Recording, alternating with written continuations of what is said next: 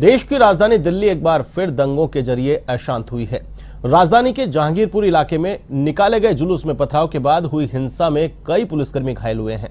Police अधिकारियों ने बताया कि दंगा और हत्या के प्रयास के आरोप में अब तक दर्जन भर लोगों को गिरफ्तार किया गया है। दिल्ली कांग्रेस के प्रदेश अध्यक्ष अनिल कुमार चौधरी ने दिल्ली वालों को बहकावे में नहीं आने और शांति बनाए रखने की अपील की है। इस मामले में चौधरी से खास बातचीत की हमारी संवाददाता ज्योति सिंह ने।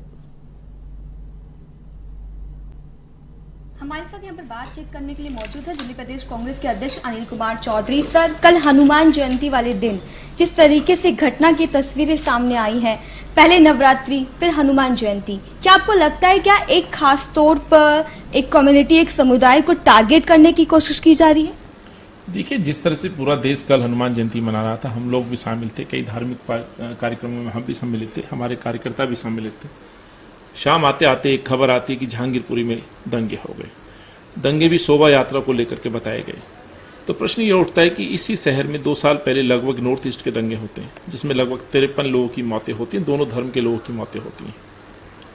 और जैसा आपने जिक्र किया, अभी उत्तर प्रदेश से लेकर मध्य प्रदेश हो, वेस्ट बंगाल हो, कर्नाटका हो, लगभग देश के हर कोने में इस तरह की घटनाएं रामनवमी पर सुनाई देती हैं। रामनवमी के दिन जिस तरह से यूपी के अंदर एक धर्म विशेष के अपने पूजा स्थल पर जहां लोग इबादत के लिए जाते हैं, वहां के मेन गेट पे अपना झंडा लहरा देते हैं, फिर वीडियोस वायरल करते हैं। ये किस तरह का माहौल इस देश में स्थापित किया जा रहा है। तो 2 घटना मैंने आपसे जिक्र की, एक 2020 का दंगा और दूसरा उत्तर प्रदेश जैसे शहर में एक धर्म विशेष के मेन गेट पर ध्वजा फहराना।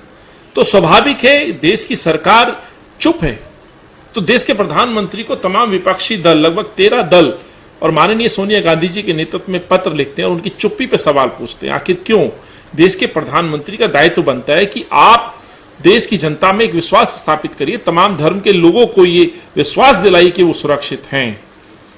एक तरफ चिट्ठी लिखी जा रही होती है, दूसरी तरफ दिल्ली में दंगे होते हैं। तो प्रश्न तो स्वाभाविक है, सरकारों से पूछे जाएंगे कि आखिर आप संज्ञान क्यों नहीं लेते? जब दिल्ली के एनसीआर के आसपास इस तरह की वारदातें हो रही हैं, तो दिल्ली को हाई अलर्ट मोड पे क्यों नहीं रखते हैं आप?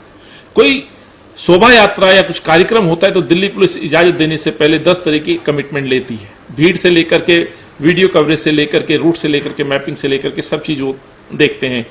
तो फिर यह ऐसी कमी कैसे रही कि 2 समुदाय आमने सामने आ गए, पथराव हो गया, दंगा हो गया और पुलिस के जवान उसमें घायल हो गए? तो ये बड़े प्रश्न हैं और कहीं ना कहीं प्रश्न सरकारों पर है, देश के गृह मंत्री पर है, दिल्ली के मुख्यमंत्री पर है कि आखिर जब पड़ोसी प्रदेश में इस तरह की घटनाएं हो रही तो स्वाभाविक है कोई ना कोई साजिश देश में इस तरह की चल रही है, जहां हिंदू मुस्लिमों के बीच में एक नफरत की दीवार खड़ी करने की कोशिश की जा रही है। तो ये संभावनाएं दिल्ली में हो सकती थी, इन्हें समझना लेना चाहिए था और दिल्ली को हाई अलर्ट पे रखना चाहिए था, खुफिया तंत्र को अलर्ट करना चाहिए था। जानकारियां शायद इनको मिली भी थी, उसके बावजूद यदि घटना घटती तो स्वाभाविक है कटघरे में तो सरकार आएंगी, कटघरे में तो दिल्ली के मुख्यमंत्री आएंगे, कटघरे में तो जो है देश के गृह मंत्री, तमाम वो सुरक्षा एजेंसियां, तमाम वो खुफिया एजेंसियां आएंगी, जिनका शायद जिनका ये दायित्व बनता था कि दिल्ली को बचाया जा सके, दिल्ली का भाईचारा, दिल्ली के जो मोहब्बत है, आपसी जो गंगा जमनी तहजीब है, जो लोग मोहब्बत से सदियों से रह रहे हैं, आज वो कहीं ना कहीं डर और खौफ के साए में रह रहे हैं, नफरत के साए में रह रहे हैं। तो सीधे तौर पर सरकार दोषी है।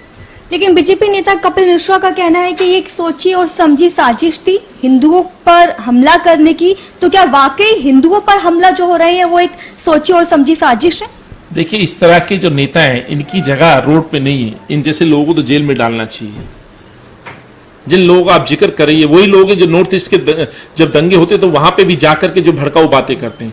आज भी तमाम देश के लोग जहांगीरपुरी में शांति स्थापित करने की अपील कर रहे हैं, ट्वीट कर रहे हैं। आपके चैनल से लेकर के तमाम दुनिया के चैनल ये रिक्वेस्ट कर रहे हैं कि शहर के सद्भाव को बना के रखिए, दिल्ली फिर से ना जल उठे, उसके लिए हमें काम करना चाहिए। लेकिन ऐसे लोग वहां पे भी एक धर्म विशेष के लोगों को गाली देने का काम कर रहे हैं, ट्वीट करने का काम कर रहे हैं। और ये वही लोग हैं जो नॉर्थ ईस्ट के दंगों में भी इस तरह की बात करते थे, जो खुले घूम रहे हैं। तो इन लोगों को आपसे भी गुजारिश है, इनको इनकी बातों पे तवज्जो ना देकर के उन लोगों की बातों को आगे रखिए जो वाकई इस दिल्ली से प्रेम करते हैं, जो इस देश से और इस शहर से प्रेम करते हैं, जो वाकई सद्भाव चाहते हैं, जो वाकई इस देश की कल्पना करते हैं कि देश उन्नत हो, देश की तरक्की हो। चंद ऐसे लोगों को उदाहरण बना के जब ये प्रश्न आते हैं तो दुख होता है कि शायद ये देश की राजनीति तय करेंगे। क्या ये कपिल मिश्रा तय करेगा? हिंदुओं की रक्षा का रोड मैप क्या है? कपिल मिश्रा तय करेगा? क्या भाजपा के वो ये जो छुटभैया नेता हैं, क्या ये देश की तकदीर तय करेंगे? क्या ये देश के हिंदुओं की और मुसलमानों की तकदीर तय करेंगे? शर्म आनी चाहिए इन लोगों को। इस शहर को बचाने के लिए अपील करने की बजाय आज फिर इस तरह की बयानबाजी करना ये उचित नहीं होगा। 13 लोग मारे गए थे नॉर्थ ईस्ट के दंगों में। कितने हिंदू मरे, कितने मुसलमान मरे, ये मुझे मालूम है। मैंने देखा है दंगों को अपनी आंखों से, वहां पर रात के समय अस्पतालों में जाकर के। वहां राम का बासिंदा भी था तो रहीम का वहां पे पूजने वाला साथी भी वहां एडमिट था। वहां मारने वाले ने ना उसको हिंदू देखा ना मुसलमान देखा।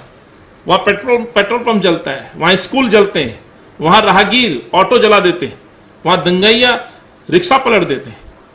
तो दंगे करने वाले जो लोग हैं उनको चिन्हित करना चाहिए, दोषियों को सजा मिलनी चाहिए, चाहे वो कोई भी है। लेकिन निर्दोषों को इन दंगों की भेंट चढ़ा देना उचित नहीं होगा। और जब दंगे होते हैं तो बहुत सारे निर्दोषों की मौत भी होती है, शायद ऐसे मुकदमे और केसेस में अंदर भी जाते हैं। तो इसलिए निष्पक्ष जांच होनी चाहिए। जिस तरह के वीडियोज आ रहे हैं, मुझे लगता है अभी और वीडियोज आएंगे, अभी और कुछ सच आना बाकी है कि आखिर मसला क्या था, पुलिस आखिर शांत क्यों थी, क्यों उतनी मुहैया पुलिस नहीं कराई गई जितना कि वहां पे मॉब इकट्ठा हुआ दोनों तरफ से। आखिर क्यों धार्मिक स्थलों पर पहले से गारद क्यों नियुक्त नहीं की गई जो आज नियुक्त की गई है?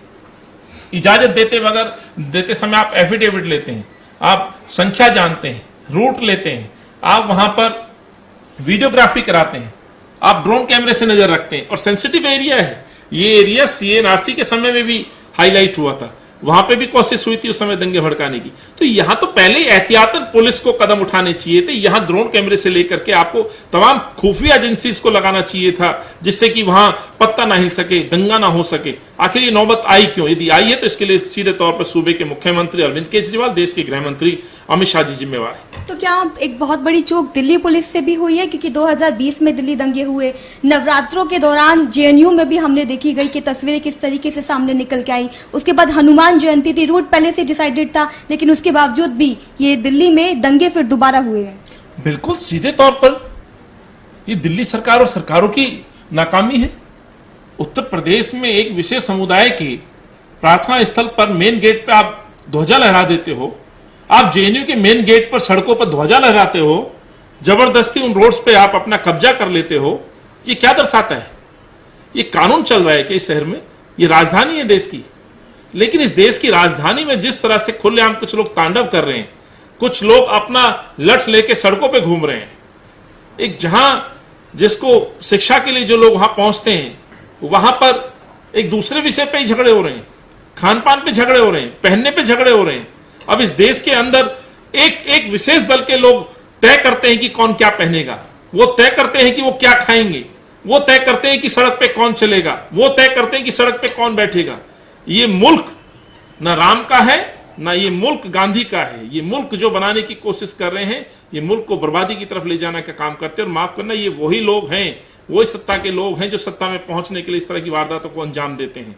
इस तरह के जब कार्य होते हैं, इस तरह के जब मसले और दंगे होते हैं, तो किसको फायदा होता है, किस पार्टी को फायदा होता है, ये सब लोग जानते हैं देशवासी। कौन इन दंगों का सहारा लेकर के इन भावनाओं को भड़का करके सत्ता तक पहुंचते हैं। विकास के नाम पर आइए, तब हम माने कि वाकई आप इस देश में जो विकास का योगदान दे रहे हैं।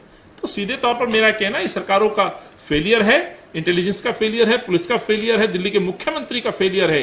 भगवान भरोसे जो इस शहर को छोड़ दे, जो आदमी छुप के घर में बैठ जाए, एक मर्तबा नहीं 3-3 मर्तबा अरविंद केजरीवाल ये कह चुके हैं कि दिल्ली भगवान भरोसे है। चाहे कोविड हो, नॉर्थ ईस्ट का दंगा हो, और अभी जिस तरह से कहा कि दिल्ली पुलिस हमारे अंडर में नहीं है, तो साबित हो गया या तो आप भगवान भरोसे या भाजपा के सहारे इस शहर को छोड़ देते हो। एक आखिरी सवाल आपसे लेना चाहूंगी। इसी मुद्दे पर राज ठाकरे ने भी बयान दिया और कहा है कि ऐसे लोगों को इसी तरीके से बातें समझानी चाहिए क्योंकि उन्हें बातें नहीं समझ में आती है। देखिए, मजहब नहीं सिखाता आपस में बैर रखना, मैं इतना कहना चाहता हूं। किसी मजहब में, किसी भी मजहब में एक दूसरे के प्रति नफरत करना नहीं सिखाया जाता। भगवान राम के जीवन को यदि पढ़ें, जितने ये लोग भक्त लोग जो अपने आप को कहते राम भक्त हैं, तो शायद इनको समझ में आएगा कि भगवान राम का जीवन और चरित्र क्या था। आज कौन क्या बोल रहा है, अपनी सियासतें बंद करें। ये दिल्ली का मसला है, दिल्ली का सौहार्द बना रहे, इसके लिए मैं हाथ जोड़ के अपील करना चाहता हूं। दिल्ली को मुंबई नहीं बनाना है, महाराष्ट्र नहीं बनाना है जहां नॉर्थ और मुंबई में बांट देते हैं, जहां पूरब और मुंबई में बांट देते हैं, मराठी में लोगों को बांट देते हैं। उस व्यक्ति के से कहना चाहता हूं, आप अपने महाराष्ट्र में रहिए, दिल्ली का काम दिल्ली वाले लोग संभालेंगे। दिल्ली के ऐसे बहुत लोग हैं जो आज भी भाईचारे के लिए कार्य कर रहे हैं। इस शहर की जो खूबसूरती है, आपसी जो भाईचारा है, इस मुल्क के अलग अलग प्रदेशों से लोग आकर के यहाँ अपना आशियाना बनाए हुए हैं। एक मिनी भारत यहाँ कहा जाता है। इस भारत को हम खराब नहीं होने देंगे। दिल्ली का भाईचारा लौटेगा और इसके लिए कांग्रेस का एक कार्यकर्ता अपनी भूमिका निभा रहा है। धन्यवाद हमसे बातचीत करने के लिए। तो दिल्ली प्रदेश कांग्रेस के अध्यक्ष अनिल कुमार चौधरी से यहाँ पर बातचीत के लिए जुड़े हुए थे। कैमरा पर्सन रेहान के साथ ज्योति सिंह, A1 TV, दिल्ली।